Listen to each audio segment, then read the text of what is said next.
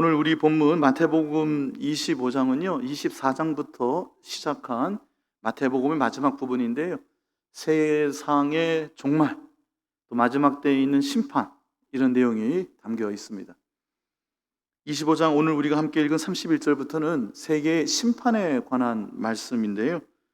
그 말씀 속에 심판주가 되시는 예수님께서 모으고 구분하신다, 심판하시는 예수님의 모습을 이렇게 알려주고 있습니다. 마지막 종말에 관한 말씀이지만 우리가 흔히 마지막 때 종말 이렇게 표현하지만요, 천국에 관한 말씀이죠. 천국은 하늘나라, 하나님의 나라입니다. 우리가 육신의 장막을 벗게 되면 하나님 곁으로 돌아가게 될 것입니다. 그렇게 믿으시죠? 그 영원한 하나님 품에 안겨 있다가 예수님 이 땅에 다시 오시는 그 언젠가 그날이 오면 부활하신 예수님 그 영원한 영의 몸을 입으시고 2000년 전 이 땅에 오셨던 것처럼 다시 오신다고 약속하셨습니다. 우리 믿는 사람들은 그 약속을 믿는 것입니다. 여러분 믿으십니까? 진짜 믿으셔요. 진짜 믿으시면 현실이 됩니다. 힘들고 어렵다가도 그래, 그럴 날이 오지. 인생에서는 혹시 실패할 수도 있어요. 성공하지 못할 수도 있고 무명으로 이름 없이 정말 별것 없이 살다가 그냥 쓰러져 갈 수도 있습니다. 그러나 우리가 보게 되는 것은 놀라운 예수 그리스도의 영광, 그 부활의 영의 몸을 입으시고 이 땅에 다시 오시는 예수님을 믿는 저와 여러분 보게 될 줄로 믿습니다. 그 믿음 가지고 때로 막 기분 좋으면서 사는 겁니다. 예수님 다시 오시는 그때는 진짜 천국이 시작이 되는 겁니다.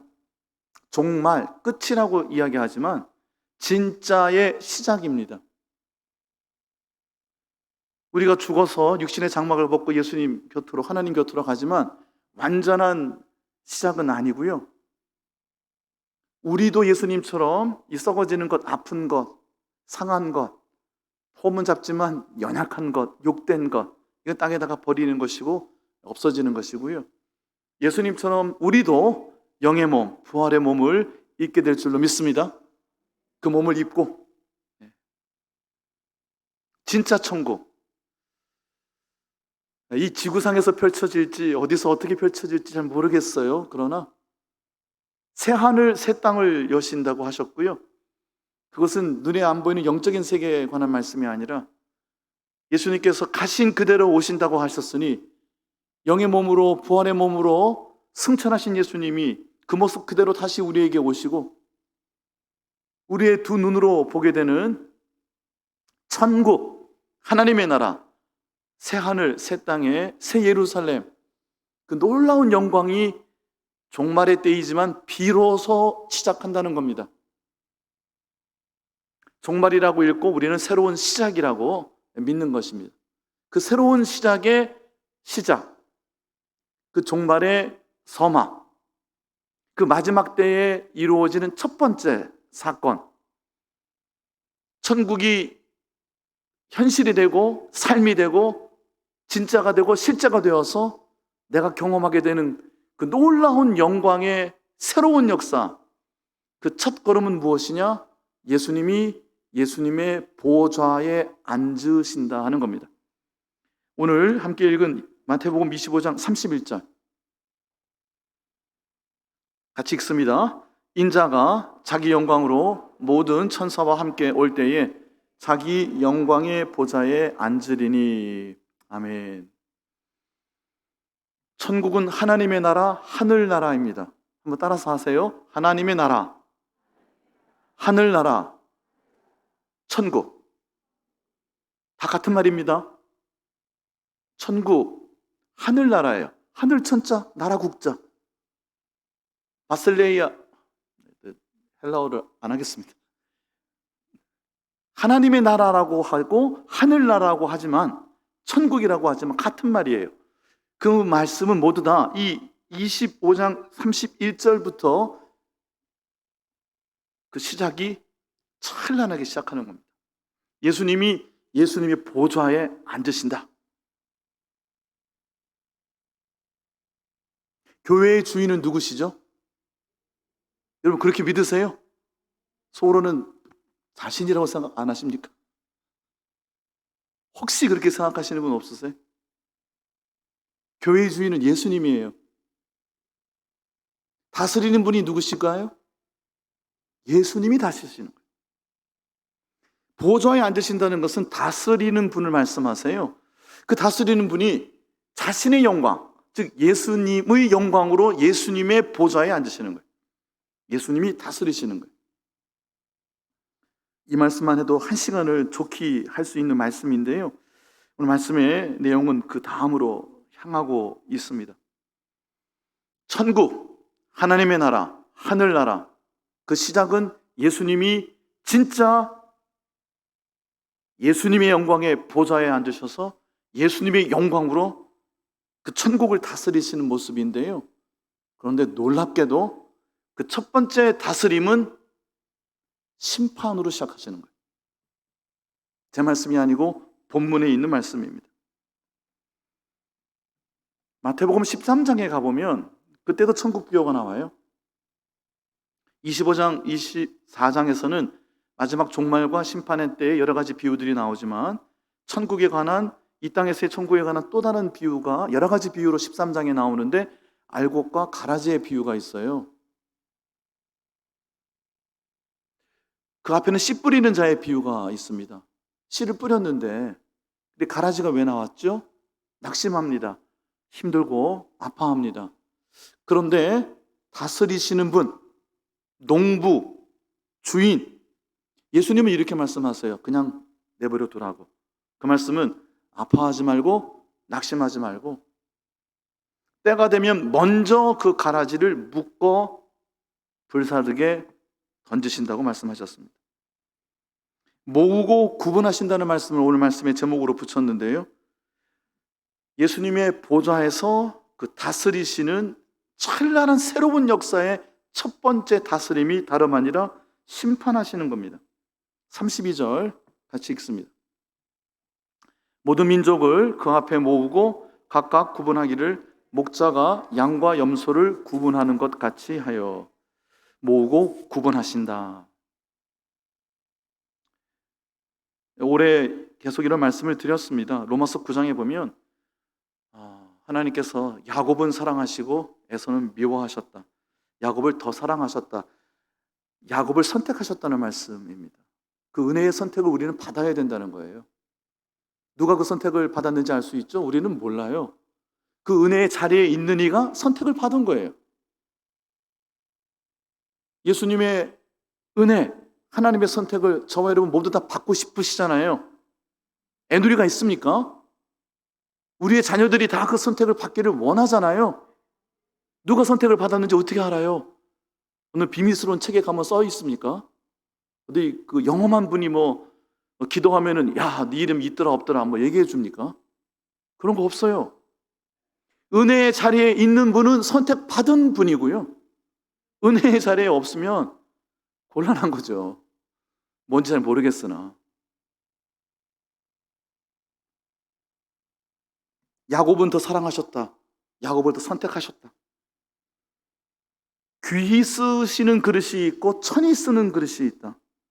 긍휼 베풀 자에게 긍휼을 베푸시고 은혜 주실 자에게 은혜 주시고 그래서 누구는 구원하시고 누구는 내버려 두시고 완악하게 진흙덩이가 햇빛이 찬란하게 내리치지만 점점 더 굳어가고 굳어지다 못해 깨질 때까지 멸하기로 준비된 진노의 그릇.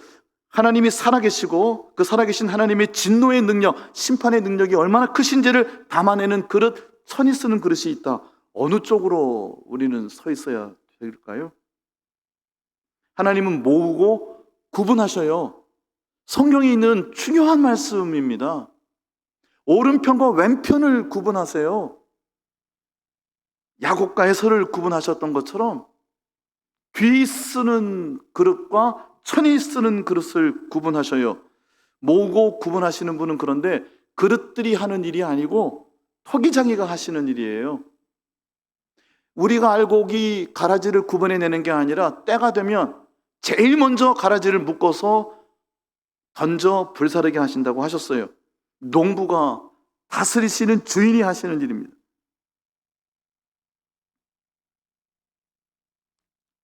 오늘 이 마지막 때, 아니 새로운 역사의 첫 번째 다스림이 심판이라고 말씀하시는 건데요. 양과 염소를 구분하시는데 양은 오른편에 염소는 왼편에. 왼손잡이는 좀 이상한가요? 그런 거 아닙니다. 여기서 오른편 왼편은 그렇게 중요한 게 아니에요. 그런데 질문을 하나 드려볼게요. 왜 하필이면 양과 염소일까요? 염소는 못된 짐승입니까? 염소는 엉덩이에 뿔 났습니까? 머리에는 뿔이 좀 났나요?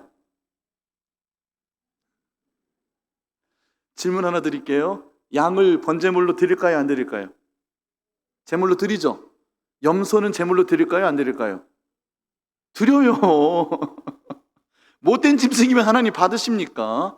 하나님 못 받으실 짐승이 아니란 말이에요. 그 양과 염소가 아니에요.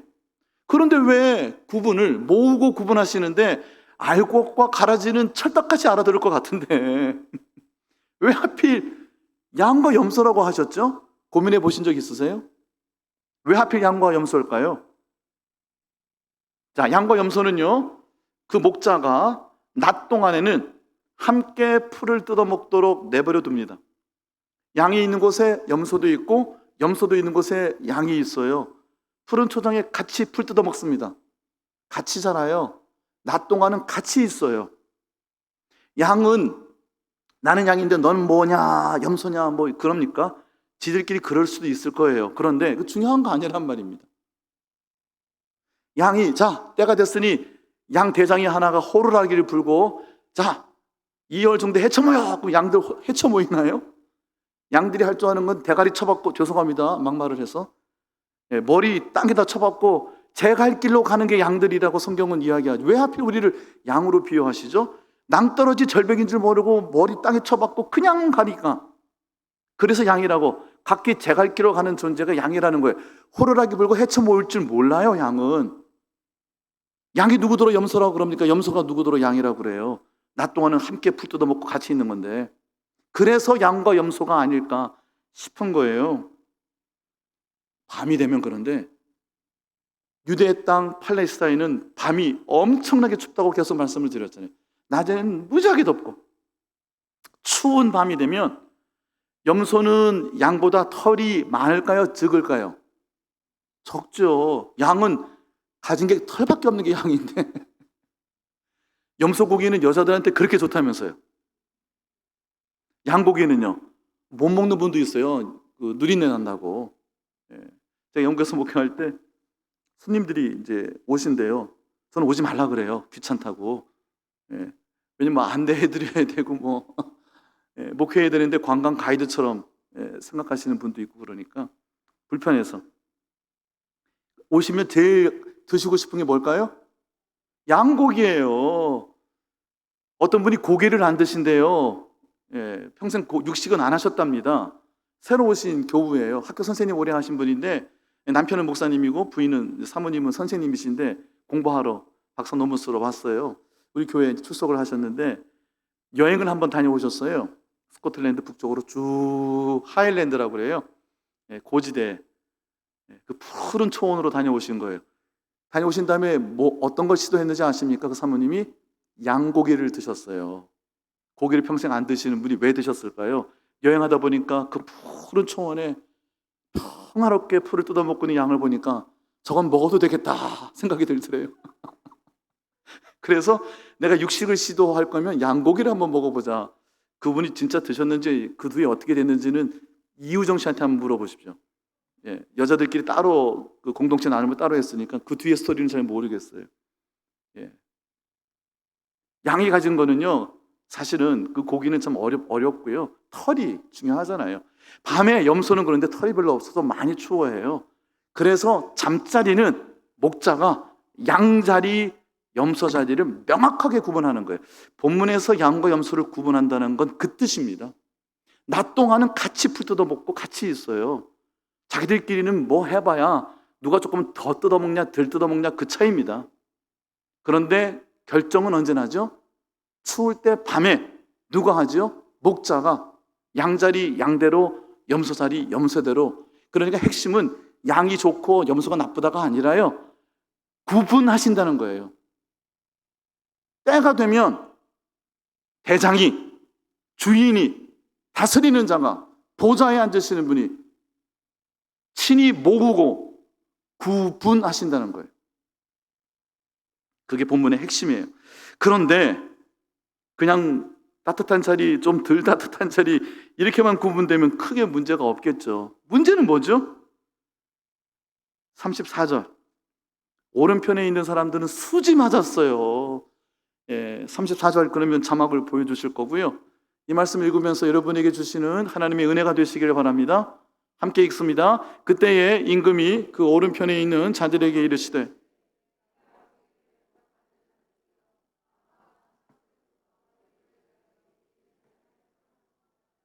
아멘. 모으고 구분하셨는데 지금부터는 양념소 잊어버리세요. 구분된 어느 사람들에게는 오른편 왼편도 중요하지 않아요. 한쪽에 있는 이들에게는 하나님께 복 받을 자들이여, 너희를 위하여 준비된, 제가 계속 말씀드렸죠, 이 나라 세 가지로 말씀드렸어요. 하나님의 나라, 하늘나라, 천국. 그리고 예수님이 영의 몸으로 이 땅에 다시 오시면서 비로소 시작이 되는, 그때부터가 진짜라니까요. 지금은 진짜가 아니고 그림자예요. 그 시작되는 나라를 상속받으라. 어마무시한 말씀입니다. 그리고 그 나라는요, 창세로부터 이미 계획되고 준비되어지고 심겨지고 지금도 이어지고 때를 기다리고 완성될 그 나라라는 거예요. 또 이 말씀만 해도 또 1시간을 해야 되는데, 중요한 것은 내가 그때에 있는 곳, 나는 어느 자리에서 어떤 말씀을 듣게 될까? 어떤 이들이 이와 같은 엄청난 복을 받게 될까요? 35절, 36절 이어서 한번 읽어볼게요. 시작. 내가 줄일 때에 너희가 먹을 것을 주었고,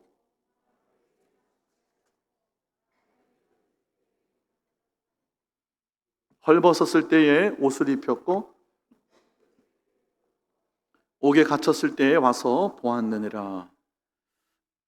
6가지 선행에 관한 목록들이 있는 것 같은데 중요한 건 뭘까요? 공통점이 뭡니까? 아픈 사람들입니다. 고난 중에 있는 분들이잖아요. 상처 입은 이들입니다. 그리고 이 세상에서는 버림받은 사람, 누구도 귀하게 여기지 않는 사람, 잊혀진 사람들이고요. 보잘것없는 사람이고 주목받지 못하는 사람들입니다. 그리고 억울한 사람들일 거예요. 어제 그제 계속 뉴스에 터져나오는 소식을 보면서 왜 그랬을까? 답답하죠? 서해상에서 표류하다가 북한군이 사격을 해서 집중 사격을 했죠. 한 발, 두 발 쏜 것도 아니고 집중 사격을 하고 또 불태워서 훼손시킨 그분을 월북자라고 앞에 정권이 했잖아요. 아버지를, 남편을 잃은 것도 너무 속상한 일인데 월북자의 가족이 돼버렸잖아요. 진실이 어디 있는지 제가 그런 얘기 하고 싶은 건 아니고요. 얼마나 억울하겠어요. 얼마나 속상하겠어요. 그리고 그들은 많이 잊혀졌는데 그냥 잊혀진 게 아니라 아주 아프게 잊혀진 겁니다. 몹쓸 사람들이 돼버렸어요. 비난받고 지탄받는, 중요한 내용은 아니지만 아들이 나라를 위해서 사는 삶을 꿈꿨답니다. 육사를 가고 싶었는데 월북자의 가족이니까 지원도 못했다. 이게 어디까지가 맞는 얘기인지 모르겠는데 하여간에 길이 다 막혀버리고 본인들은 얼마나 억울했겠어요. 아버지가 남편이 진짜 그렇게 했는지 안 했는지는 모르겠으나 예를 하나 들어보는 겁니다. 가라지라고, 바람에 나는 겨와 같다고, 염소라고 그렇게 매도를 당하고 돌림을 당하고 비난을 받고 잊혀지고 상처받은 사람들, 그런 사람들이에요, 다 여기가. 37절, 제가 자막은 준비 안 했는데 이런 성경에 보시면 이들이 이렇게 이야기합니다. 그들을 돌아본 사람들이 의인들이라고 되어 있어요. 37절 첫머리는. 시편 1편에 의인의 회중에 들지 못하리로다. 심판을 견디지 못할 것이다. 성경은 끊임없이 오른편과 왼편을 구분하고 나누시는 하나님의 통치에 대하여 그 마지막 심판의 보좌에서 그 다스림을 실제로 실행에 옮기시는 예수님의 통치에 대하여 끊임없이 반복해서 우리에게 알려주고 계셔요. 40절 같이 한번 읽어볼까요? 40절 함께 읽습니다. 임금이 대답하여 이르시되 내가 진실로 너희에게 이르노니 너희가 여기 내 형제 중에 지극히 작은 자 하나에게 한 것이 곧 내게 한 것이니라 하시고, 그 고통 중에 고난 중에 상처받은 그 억울한 그 아파하는 이들과 함께 했던 이들, 그들을 위로하고자 했던 이들, 그들과 함께 있었던 이들이 의인들이라고 37절 첫머리는 했는데 본인들은 자신들이 무엇을 했는지 몰랐어요. 그런데 예수님이 이렇게 대답하시는 거예요. 내 형제들에게 하신 것이고요, 그리고 결국 나에게, 예수님에게 하신 것이라고 답하셨어요. 이 중에 내 형제 중에 지극히 작은 자 하나에게 했어요. 우리는 이 말씀을 성경에서 자주 접하기 때문에 멋있는 말씀으로 알고 있습니다. 사실은 내용은 멋있는 말씀이 아니고 아픈 말입니다. 억울한 사람이고요, 상처받고 고통 중에 있는 어렵고 힘든 길을 겨우겨우 버티고 걷는 사람, 그 사람들이 지극히 작은 자예요. 보잘것없는 사람, 형편없는 사람, 매도당하는 사람, 버려진 사람, 잊혀진 사람, 욕듣는 사람, 월북자의 가족으로 낙인 찍혀서 매장당한 사람, 누구도 돌아보지 않는 사람. 그런데 그들에게 다가가 그들과 함께 있었던 이들이 바로 나에게 한 것이다 라고 예수님 말씀하시는 겁니다. 이거 쉽게 말하면 뭐 어떤 뜻이죠? 당신들이 내 편이었습니다 라고 말씀하시는 거예요. 우리는 믿음 생활을 하면서 내 편, 네 편 참 많이 갈라요. 성결교회는 좋은 교회, 장로교회는 못된 교회. 웃으시라고 했는데 아무도 안 웃으시네요. 지난주에 어떤 분 신방을 했는데 그분이 저게 용기가 되는 말씀을 하시더라고요. 목사님, 저는 혼자 키득키득 웃습니다. 목사님과 저는 웃음 코드가 같습니다. 저 혼자 속으로 웃는 거 모르시죠? 내가 어떻게 합니까? 모르지. 예. 제가 아까 스코틀랜드 순간이동하고 왔다고 했잖아요. 예. 한 1, 2분만 할게요. 예. 조금 더우신 것 같아서. 에딘버러, 스코틀랜드 에딘버러라고 하는 곳은요, 존 락스라는 목사님이 목회를 하신 데인데요, 영국의 종교개혁, 특히 스코틀랜드의 종교개혁은 그분이 주도하신 거예요. 그분이 목회하셨던 교회가 세인트 자일스 캐세드럴이라는 큰 성당인데요, 그 교회 안에 가면 존 락스 목사님의 동상이 서 있어요.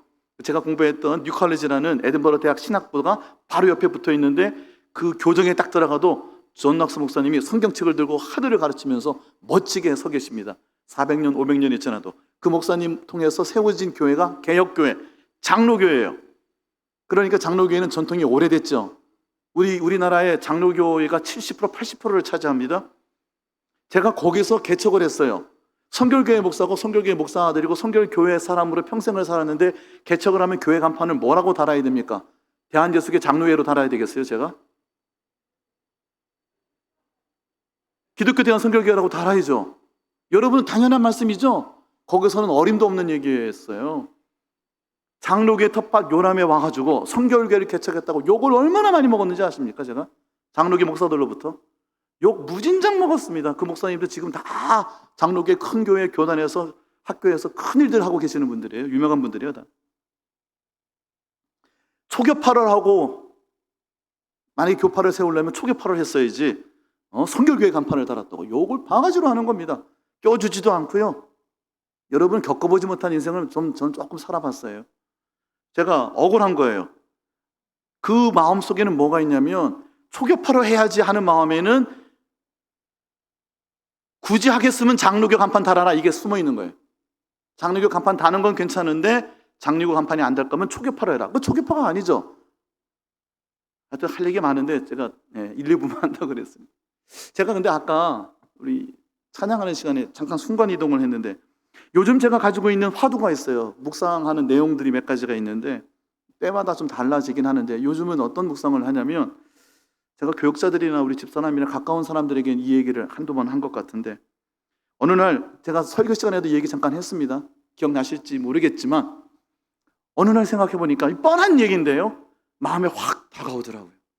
아, 잠시 후 천국에 가면 그분과도 한 상에서 먹고 마실 텐데,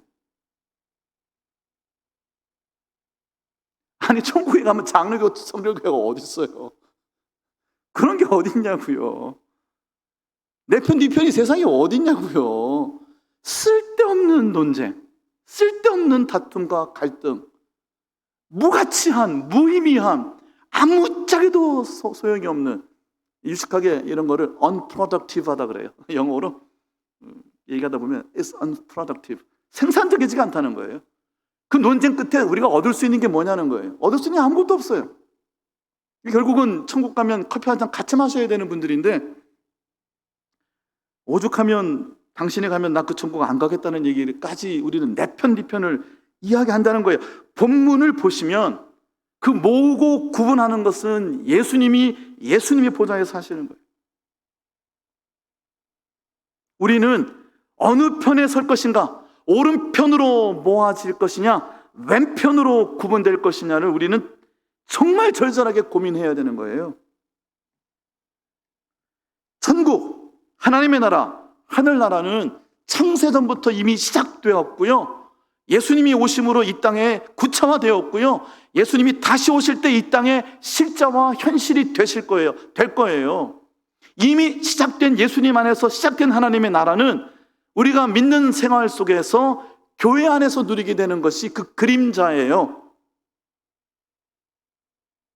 이미 시작되었으나 완성되지는 않은 그 천국을 믿고 소망하잖아요. 그러면 그곳에 들어가서 하나님이 우리를 반기실 때 아버지께로 복받을 자들이여 창세전부터 너를 위하여 준비된 이 영원한 하나님의 나라에 들어오라고 하는데, 무슨 간판이 의미가 있고 우리의 논쟁과 우리의 갈등이 무슨 의미가 있어요? 중요한 것은 잊혀진, 아파하는, 억울한, 말 못할, 누구도 돌아보지 않는, 보잘것없는, 그래서 지극히 작은 자, 누구도 신경 안 쓰는, 신경 안 써도 상관없는 사람들, 그들 누가 그에게 갔었느냐는 거예요. 41절, 우리가 이쪽에 있으면 안 돼요. 41절, 이쪽에 있는 이가 되면 안 된다는 그 경각심. 하나님을 경외하는 믿음이 어떤 믿음이죠? 나는 천당 아름목은 다 내 거야, 내 이름은 기록됐으니까 나는 알아서 살래. 교권 투쟁도 하고 자리 싸움도 하고 내 명예, 내 영광의 보좌를 차지하려고 내 이름 내려고 이 짓도 해보고 저 짓도 해보고, 아니 세례는 받았고 믿음 생활은 오래 했고 직분 생활도 했고 한 것도 많은데 천국의 아름목에 내 자리는 있겠지. 누가 알아요 그거를? 읽고 싶지가 않아요. 아버지께 복을 받을 자들이 아니라 저주를 받은 자, 심판을 받은 자, 나를 떠나라, 예수님에게 간 적이 없기 때문에 그런 거예요.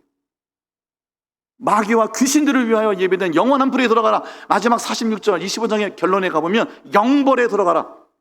중요한 거는 이때의 판단, 유일하게 딱 한 번 내려지는 판단이 이때예요. 우리는 내 편인지 네 편인지 양인지 염소인지 가라진지 알곡인지 막 고민하고 막 편가르게 하고 막 그러잖아요. 논쟁하고. 판단은 이때 단 한 번 내려지는 거예요. 그리고 이때의 판단은 그 유명한 표현, 여러분 잘 아시는 표현 있죠? 불가역적인 판단이에요. 불가역적이다. 가역, 바뀔 수 없다는 거예요. 두 번 다시 바뀔 수 없는 최종 판단이 이때 단 한 번 이루어지는 거예요. 그전에는 알곡도 갈아줘도 양도 염소도 같이 풀 뜯어먹고 같이 자라는 거예요. 왜 그러시는지 아세요? 알곡 다칠까봐, 양 다칠까봐 그러신다 그랬어요. 예수님이 보호하시길 원하시는 거예요. 여러분, 중요한 건요, 내가 양인가, 내가 알곡인가 곡식인가를 고민하는 거예요. 내가 알곡이면 예수님이 보호하실 거예요. 예수님이 다치지 않게 하신다고 하셨어요. 그리고 더 마음 아파할까봐 낙심도 하지 말라 그랬어요. 최종 불가역적인 판단은 단 한 번 마지막에 이루어지는데, 그때 내가 어느 편에 설 것인가를 고민하며 살아야 되는 거예요. 45절 같이 한번 읽어볼게요. 이제 말씀 거의 다 왔습니다. 시작. 이에 임금이 대답하여 이르시되,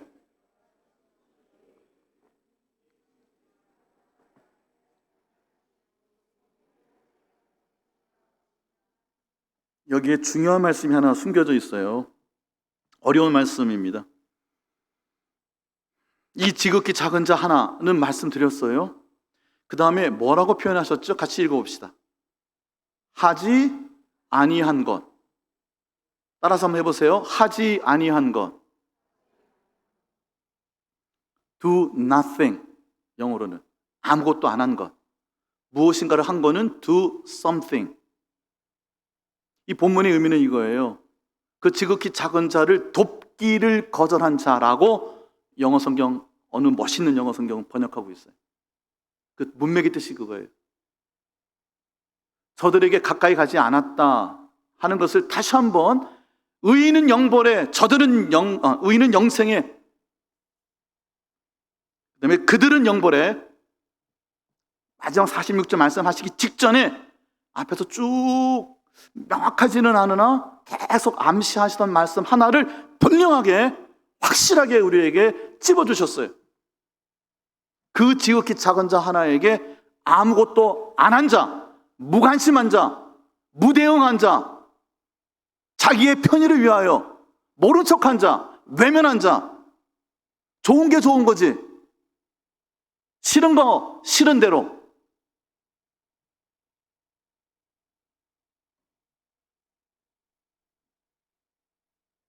그것이 예수님에게 관심 없고 예수님에게 아무런 것도 하지 않은 것과 똑같다는 거예요. 말씀 매듭 짓겠습니다. 지금까지 말씀을 정리해 드릴게요. 우리가 지금 가는 길 힘들고 어려워도 우리는 주께 맡겨야 합니다. 주께 맡긴다는 게 어떤 뜻일까요? 주님이 이미 내가 그토록 힘들고 어려워하는 이 길을 내 앞에서 다 걸으신 분입니다.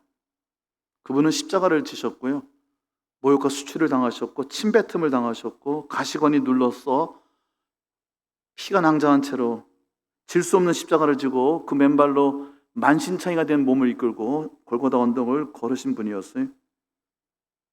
주님께 맡기라는 것은 그가 나를 위로하기를 원하시고 그가 나를 만나주기를 원하신다 하는 거예요. 마지막 최종적인 불가역적인 판단이 있을 겁니다. 그때 이전에는 그 누구도 예수님은 포기하지 아니하시고 누구도 그들이 예수님과 사귀고 예수님에게로 돌아오기를 예수님은 기다리고 계시는 거예요. 나만을 기다리시겠어요? 내가 그토록 너의 편이라고 하는 그분도 예수님이 기다리고 계시는 거예요. 언제까지? 그 마지막 불가역적 판단이 내려지기 전까지는. 그리고 우리 모두가 다치지 않기를 원하시는 것이고요, 우리는 그 예수님을 믿는 거예요. 그 예수님에게 맡기고요, 마음에 낙심하지 말고요, 누가 내 편인가를 고민하지 말고 내가 하나님 편인가, 내가 예수님의 편인가. 내 형제들이라고 말씀하셨는데 그 예수님의 형제를 우리가 어떻게 볼 수 있죠? 예수님의 마음이 아니고서는 볼 수가 없을 거예요. 예수님의 시각이 아니고서는 우리 눈에는 나타나지 않을 겁니다. 나에게 잘하느니 내 역성 들어주는 사람, 내 편인 사람만 눈에 들어오겠죠. 내가 가라지는 아닌가? 내가 견은 아닌가? 내가 염소는 아니었을까? 나는 무엇을 했는가? 아무것도 하지 않은 것 자체가 예수님이 심하게 책망하신 마지막 포인트라는 것을 우리는 기억해야 돼요. 모으고 구분하시는, 결국 이 역사는요, 모으고 구분하시는 심판주 되시는 예수님이 나 위하여 내 앞에서 먼저 가신 그 길을 그 예수님 믿고 따라가는 것일 겁니다. 예수님의 마음을 품을 수 있도록 성령을 기다리시고 그 예수 그리스도의 영이 나를 사로잡아서 그 예수님의 마음과 그 시선으로 예수님의 형제들을 발견하고 그들에게 다가가 그들을 위로하고 그들에게 먹을 것을 마실 것을 그들의 벗이 되어주고 그들의 아픔을 들어주고 그들의 수치를 그들의 약점과 실수를 그 헐벗음을 가려주고 입혀주고 그들이 아파하는 것을 같이 아파하고 그 마지막 최종적인 불가역적 판단이 있기 전 우리 모두가 다 그 오른편에 설 수 있도록 예수 그리스도의 영을 기다리시고 사모하시고 주님 십자가 앞에 엎드리는 오늘 기도하는 이 저녁 되시기를 예수님의 이름으로 축원합니다. 네, 우리 함께 찬송하고 함께 기도하는 시간 갖겠습니다.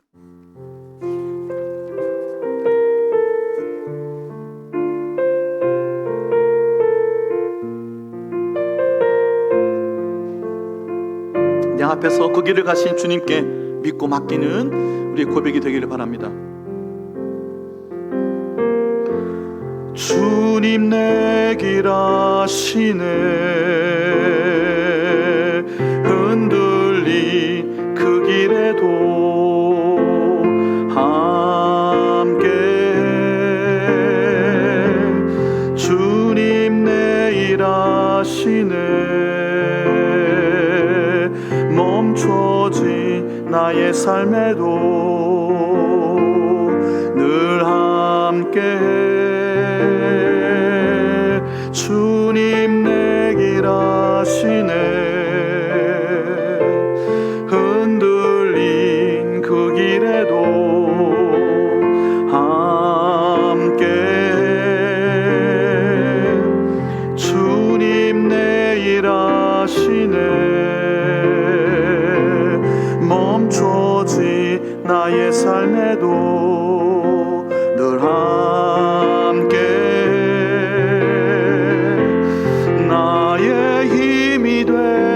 주 항상 같은 곳에서 주가 나의 도움 되시네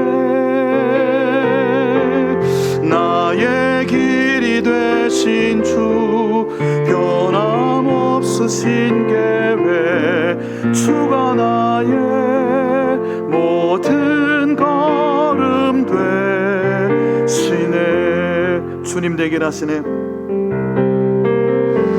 주님 내 길 아시네 흔들린 그 길에도 함께 주님 내 일 아시네 멈춰진 나의 삶에도 늘 함께 나의 힘이 되신 주 나의 힘이 되신 주 항상 같은 곳에서 주가 나의 도움 되시네 나의 길이 되신 주 변함없으신 계획 주가 나의 모든 걸음 되시네 나의 힘이 되신 주 항상 같은 곳에서 주가 나의 도움 되시네 나의 길이 되신 주 변함없으신 계획 주가 나의 모든 걸음 되시네 계속 반주해 주시고 우리 함께 기도하기를 원합니다.